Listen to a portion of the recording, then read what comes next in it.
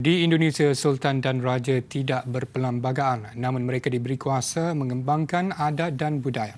Malah gelaran mereka diiktiraf dari segi sejarah dan undang-undang bagi memastikan budaya dan adat tidak dipinggirkan. Perhimpunan lebih bersifat penyatuan dan silaturahim diadakan. Ikuti laporan Nur Afiza Azmi sewaktu ke Jakarta baru-baru ini.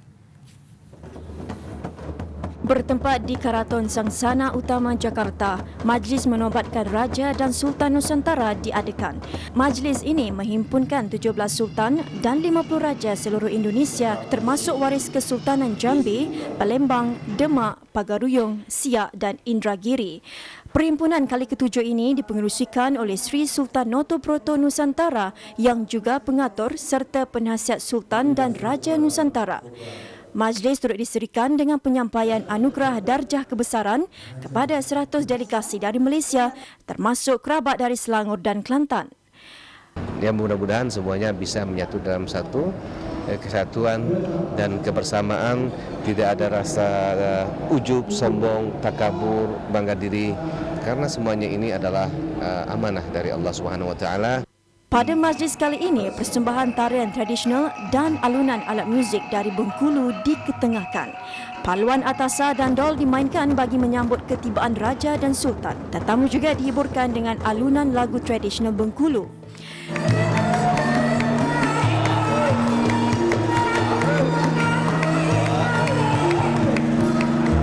Turut hadir Timbalan Menteri Pelancongan dan Ekonomi Kreatif Indonesia Sabta Niwandar serta 4 calon presiden bagi Pilihan Raya Umum April ini, termasuk bekas Menteri Pertahanan dan Keselamatan Tan Sri Jeneral Wiranto SH.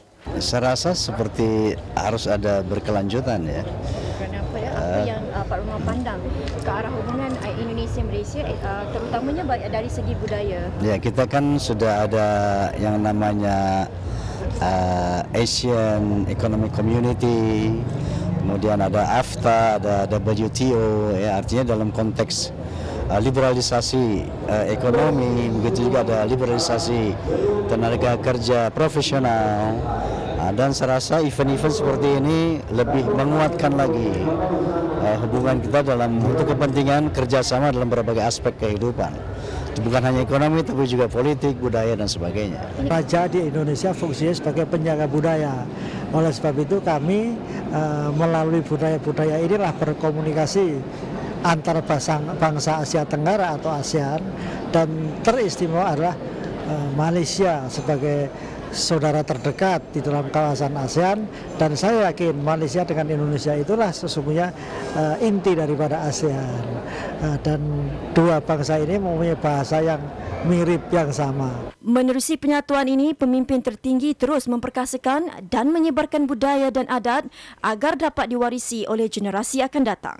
Pada perhimpunan kali ini, agenda masih sama seperti perhimpunan sebelum ini, iaitu mengutamakan usaha dalam memartabatkan aspek keturunan, budaya dan juga kaum. Dan apa yang penting pada perhimpunan kali ini adalah mencari jawapan apakah kesan dan impak positif yang dapat diperolehi daripada perhimpunan ini agar dapat membantu raja-raja dan sultan-sultan menangani masalah ketegangan kaum, bukan sahaja di Indonesia, malah di seantero Nusantara.